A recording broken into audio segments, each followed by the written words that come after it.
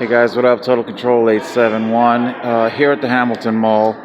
I was actually here for a particular reason, but I decided to do a type of sweep, if you will, of our mall here for an impromptu financial report, social justice report as well, if you want to call it that.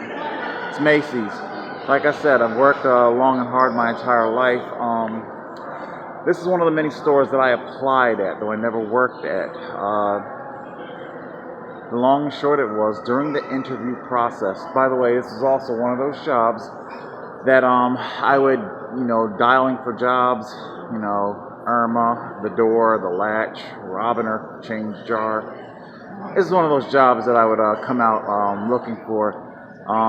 They called me for an interview, and I responded right away. When I showed up for the interview, well-groomed, let's just say they chose not to hire me, and they explained to me in their words was that they were actually doing me a favor by not hiring me, because after all, if I get fired, then their parent company and all the stores that they own, I would be ineligible for future employment from those stores. What I found so interesting as well as insulting was that Macy's was already contemplating my termination before it had even hired me. Did it also do this to white applicants? JCPenney, or what's left of it. It's doing even worse than Macy's. This was a job that I was successful at getting. Again, thanks to raiding Irma's change jar and opening her door and getting the phone. As a matter of fact, it isn't just simply Irma's phone and change jar that I owe to this job. I don't know where she's at, or I would like to think that she's still with us. But they used to have a secretary here. Her name is Diane. And she had blonde hair, and I remember that she wore her hair arranged, much like my mother's, blonde like my mother's, arranged like my mother's, and Diane was very kind to me. She helped me get the job here, and how she got it was through, it was very Republican ethics. Republican work ethics. Like I said before, I have test-driven both sides of the aisle's ideology. I have test-driven Republican ideology, and I've test-driven Democrat ideology. In the field, actually, as a proletariat, low-wage worker, which ideology actually works for me? As you guys know, much in accord with Republican ideology, live a clean and sober life, nose to the grindstone, shoulder to the wheel. Exactly what I did. Although I still feel bad about raiding Irma's change jar, but nevertheless, it kept me at this store, checking in with Diane, the receptionist secretary, not only submitting my application, but checking on my application. She saw that I was determined. That's basically the long and short of it. She saw that I was very, very determined and that I wanted the job. I was hungry for the job, and she helped me get the job. She kind of nudged my application through, so to speak, and I'll be eternally grateful for that. However, there's always a however, things kind of took a, well, it just took a life's turn. It wasn't necessarily a dark turn, I wouldn't call it that. They hired me part-time. It was something like 28, maybe 30 hours a week. I was not simply content with that. I needed more. I needed a higher wage, and I needed job security. Of course, they paid the bare minimum bones, $5.05, if that, or was it lower than that at the time. But point is, I kept looking for work, and that's when I gained. That's when I secured Walmart, and I told you guys how I worked at Walmart. Walmart offered higher wage and full time. I did my best to work both jobs, but ultimately, because it's true, I had this job first. On my application, I put down open availability, which was true. But Walmart hired me a higher wage and better job security. Full time, solid 40 plus hours, and job security. I even got the merit raise, as I discussed with you guys. You know, ultimately, it was an amicable parting of the ways, because they would like schedule me, and then I go and I say, I'm sorry, I can't work that day. I got to work my other job, and so it was an amicable parting of the ways. I understood why they wanted to let me go, because they hired me for open availability. I could no longer offer that. However, before I let JCPenney off the hook here, something I want to say. JCPenney has quite the reputation for its loss prevention department, and I mean it can be pretty draconian. When I was working there, one of the female loss prevention associates, so she's got like one of the worst stone faces that you've ever seen. She's walking around and she's faux shopping, kind of like our neon jacket was over at Toys R Us, and stone facing me, and it's pretty obvious who she was. True, I was a new employee, but once again, I was also a black employee. It'll always be my speculation. I can't say for absolutely certain if white or white middle class, white middle-aged employees, were they so doggedly pursued or watched so hawkishly the way I was. They called me into the loss prevention office one particular day, and what they did was, hold on. Sorry, I only got a couple gigs to work with here, and I got to sit down.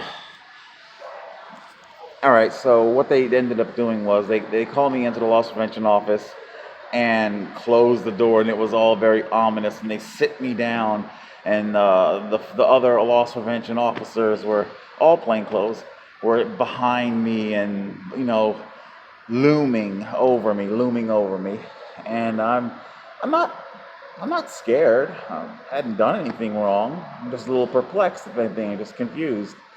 And so they kind of, I want to save time here to keep the video short. The long and short of it is that they give me these pointed questions, accusatory questions.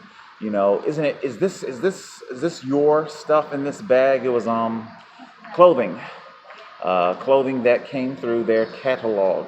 If you purchased clothes, I think you got X amount of percent. If they were street clothes, and if they were clothes that you could wear because they had a dress code, they were like dress clothes you could wear on the showroom floor, then you got like a higher percentage off of that. So I took advantage of that, and with one of my first paychecks, I wanted to make sure that I could up my game and my presentation. I didn't go sneaker shopping and all that crazy shit. I wanted to buy clothes so that I could look good for my employer. My repayment for that, I was brought into this office, sat down, and basically accused of stealing from the store. Now this made they didn't say that, but what they wanted to do was simply convey to me in the accusatory, because they had an orientation where if you buy something during your shift, it had to be kept a particular spot. I don't know. There's a whole lot in that orientation that, and I guess I didn't do that. I'm sorry. However, what was so strange here was that it was a catalog purchase. I mean, this wasn't merchandise off the showroom floor. Purchase to the catalog, arrives in the store, you pick it up. I forget if I paid for it then or if I paid for it when I picked it up. Either way, it was paid for with receipt. So my name, address, the whole thing, paid receipt is all stapled to the catalog bag. It comes in a big sack bag, your clothes, and it's all stapled up. So they knew this was paid merchandise, and they knew who it was because my name's right on it. And I had it placed next to my locker in the break room, and I guess that wasn't the authorized position. All they had to say was, hey, Amir, just make sure next time you purchase something, put it, such and such place. You didn't have to pull me off the floor. You didn't have to loom behind me, closed door. You know, everything was there except for the spotlight. I think the 1950s dragnet spotlight was the only thing that was missing, and that's what JCPenney's did.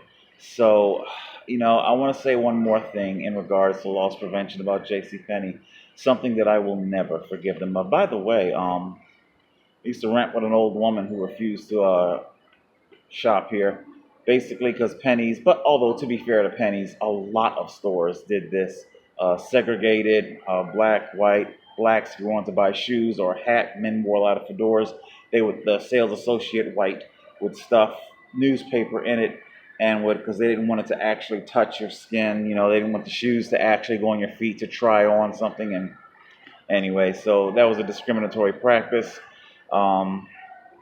Penny's engaged in that, although to be fair to Penny's, again, a lot of stores did that, so she would refuse to shop there. But anyway, back to my story. In regards to my sister, a few years ago, my sister, she's on a number of medications, for the voices and things like that. She's in Penny's. This is down in Florida. JC's Penny there. Custom jewelry, spindle, clip earrings or whatever. She puts them on because the voices tell her, and she does it right in front of the sales associate's face. There's no subterfuge. There's no, you know, no hiding, no sneaking. The voices tell her to do things, and she does it. There are things I could tell you that I won't say because I don't want to go there. Like I said, it's her story to tell, not mine. But so she goes to walk out. She walks away from the counter. Goes to walk out the store. Loss prevention stops her. 5 minutes of speaking to my sister, and you would be able to tell that something's not quite right. And then further, when they question her about where do you live, she gives the name of the group home and who's in charge of her. And you know, at that point, it's custom jewelry. You got your earrings, no harm, no foul. You know, just send the girl on her way. At the very worst, just simply give her a no trespass, or you know, ban her from the store, whatever it is. But clearly, there's a medical issue there. No, they prosecuted to the motherfucking max. And the little pocket money that my sister has after paying her rent, because like I say, she lives locked in a box. She lives a life that I would never accept. They annihilated that. My sister didn't have female hygiene money, very basic necessities of life. And no, where she was living, the Jewish-owned living facility, they did not cut her a break. They didn't ease up on her rent, so she paid off her bullshit fines and whatnot. So JCPenney's, that's why I don't feel sorry for them. They're circling the drain. My God, I want to take you for a quick peek inside. Tumbleweeds, absolute tumbleweeds. I wish to God they would come and tell me to get out the store with the bike. Please. Tumbleweeds.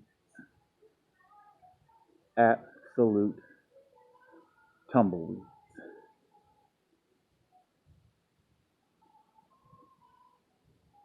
Hear it.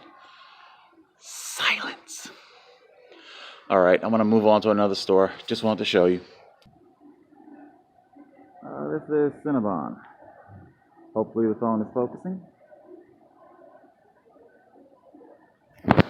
They're like owned by a couple of different companies, Cinnabon, Anian, whatever. So I go to buy a Cinnabon, and I see they got a promo offer, $1 coffee with baked goods. You know, bought a Cinnabon, and I said, well, I'd like a coffee. And well, the coffee was actually twice the price that it should have been. You know, almost anyway. And basically the manager told me, oh well, that's just the way it is, because it didn't specify the size. So it was really poor customer service, and I don't patron them like I used to. California Shakes. Their large is $8. They'll have employees walk around with a little serving tray with little tiny miniature sample cups. Sampled it, decided to buy a large, $8. And I was sitting right there, and it's right there. There, there. Copy? Okay. And the thing is that the young lady just seemed kind of annoyed with me for not getting up off my table. You know, I'm disabled, I got bad knees, bad everything. And going to place the order at the counter. $8 smoothie. Needless to say, I did not patron their establishment again. Bad attitude. Now, where have we seen that before? Toys R Us, but unfortunately this time it's Sears. Sears 4409 to be exact. I used to work here. This was another job that I was able to secure. Again, diligent work. However, there's a whole backstory to it. Point is, this was like one of the 4 jobs that I was terminated from that I do take ownership from.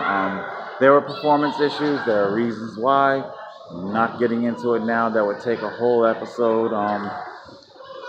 I believe they call it a love hangover. Again, I'm not kidding. I'm not going down that road. Anyway, so this is Sears. Let's go inside, take a look. They've got more people than JCPenney's. I'll give them that. And, but what can I say? It's just a very changing market.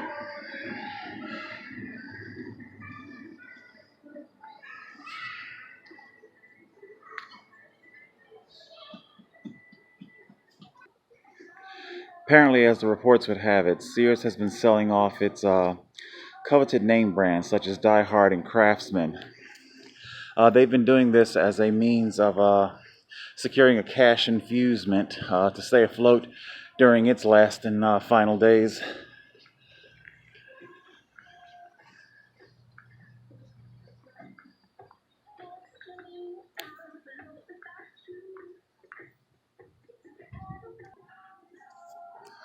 Bless their little heart. Even before Toys R Us, definitely before Walmart, this is where you came for your bicycle. Uh-oh. What happened here? Ooh. I don't know. Maybe you get a good discount. Tighten it up yourself. You know?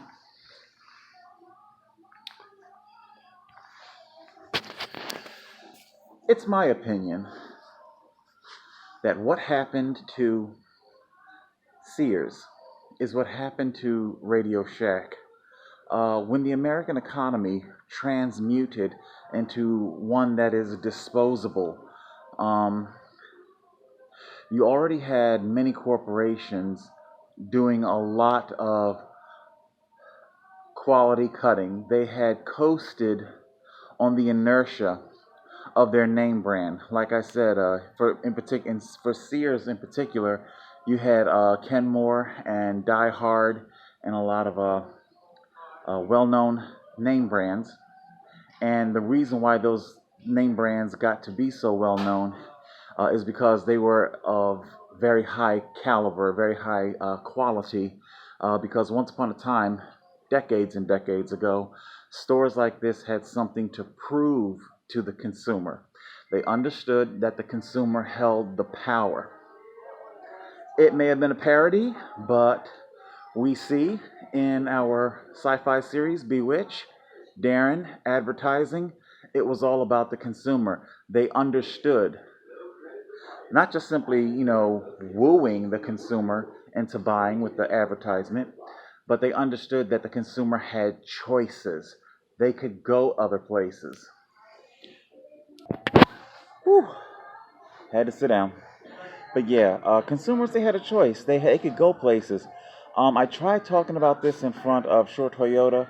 The economy has dramatically changed. It is now no longer the consumer that dictates the product, but quite the opposite. Um, Phones like this, phones like the products, they dictate to you the way it's going to be. They dictate to you the terms of service. They dictate everything to you, the consumer. And it's like a type of passive aggressive hostage holding, economically speaking. Um, if you want this, if you want to be part of it all, if you want to be part of the social media, whatever it is, that's trending, um, then you're going to agree to our terms. You're going to and well, basically that's what I'm saying. It's now the companies that dictate to you the way it's going to be. I don't buy. Well, not only do I don't buy new cell phones because I can't afford things. It's up to like $1,000 now. Gentrification, not because the product's actually worth it. Batteries, non-removable. Why? We are going to dictate to you that you are to have no privacy whatsoever. And when you come into places like Sears, or hold on, closing announcement. They're closing in 15 minutes. Yeah. So, like I say, they dictate to you. They tell you how it's going to be. You don't tell them anymore. Automobiles, homes, manufacturing. You hear about illegal aliens, but nobody ever talks about how the quality of the home, the contractors, they'll hire the illegals. The illegals are of they're not the same craftsmanship, okay? They're not the same skill. You're not going to get the same quality as decades gone by. Uh, Manufacturers, owners, producers, they all want it done for pennies on the dollar or cheaper, and they want to be able to charge you maximum dollars, all set against stagnant wages. And then they begin to wonder why stores like this are falling asunder one by one. Um, Sears, they coasted on the quality of their name branding, but of course, quality gets cut little by little, over a progression of years, because they want the products. They don't tell you they want the products to fail because, after all, they need you back in the market sooner to buy the same products again and again and again. We're now at a economy. I think, what was it? Was it Subaru or some such car company? They had a commercial where the yeah, the car, they get it. I forget, they're either in college or something, and they grow up and they have the family, and then they buy a new one for themselves and then give the old car to their child that's going off to college. And of course, that's completely laughable. That is one of the biggest laughable scenarios I've ever seen. Cars have extremely short lifespans. Everybody knows it. They burn out in like 5 to 8 years. You don't even get a solid decade out of these things. No way, no how. And that's all brands. All brands. It doesn't make a difference. They all have the same guts. Might be different name brands. Might be different shells. But anyway. So stagnant wages. Nobody really has to compete. They basically coasted. People would come here because that's what their continuity told them to. It's what they grew up doing. But of course, eventually, you had millennials that took their place that are now online shopping, and places like all brick and mortar, not just Sears, but all brick and mortar, they tried to get invested in online shopping way too late. Way too late. eBay, Amazon, and everything else had already monopolized the market by then. So there you go. All right, guys. So yeah, disposable market. Interesting enough, here in this mall, it's called Red Fusion.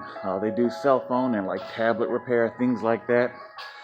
What's so interesting is because Repair Radio Shack, that had all gone extinct or near extinct. Now all of a sudden, so like, what?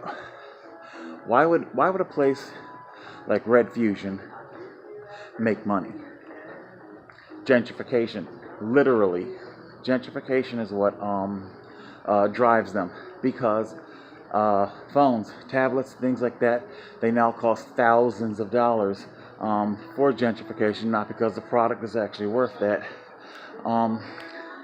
Now all of a sudden people are not quite so eager to take the phone and to just throw it away. For $1,000, they might want to spend a couple $100 to get it repaired. And yeah, that's pretty much what Red Fusion charges to crack open those expensive Androids, iPhones, laptops. And I think it starts at like a couple $100 and it goes up from there.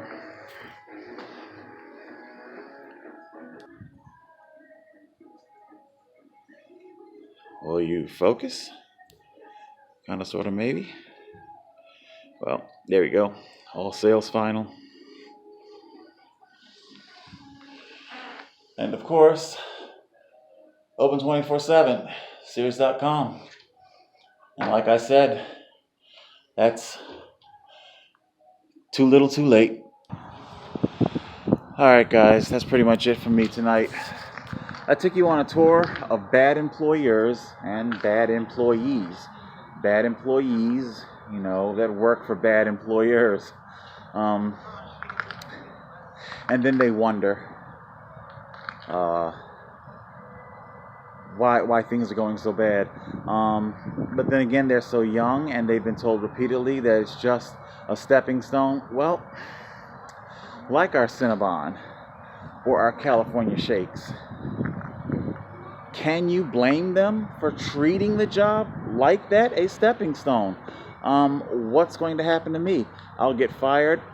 Big deal. It's a disposable job. Disposable jobs treated their employees like disposable people and vice versa. Ultimately, it culminated to a collapsed economy. CNN Money did something called, on the topic of reciprocity, employment and reciprocity.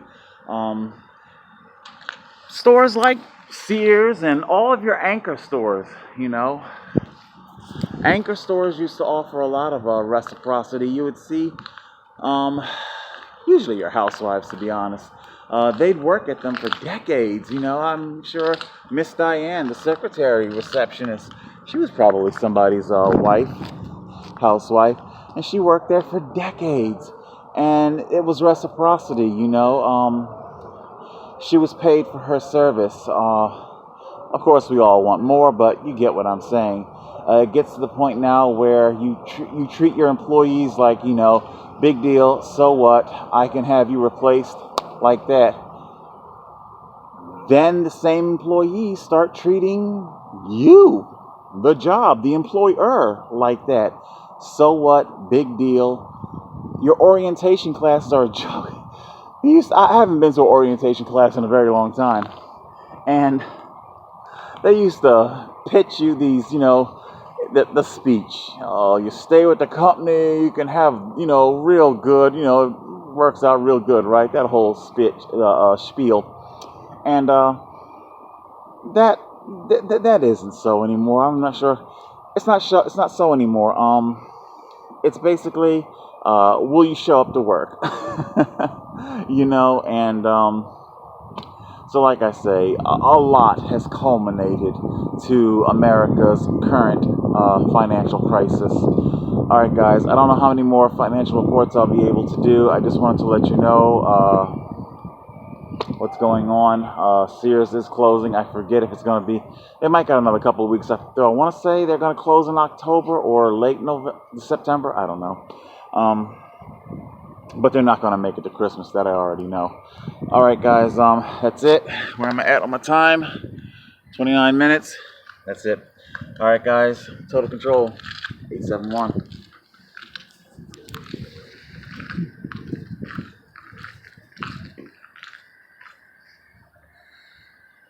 I guess nobody wanted to see the softer side.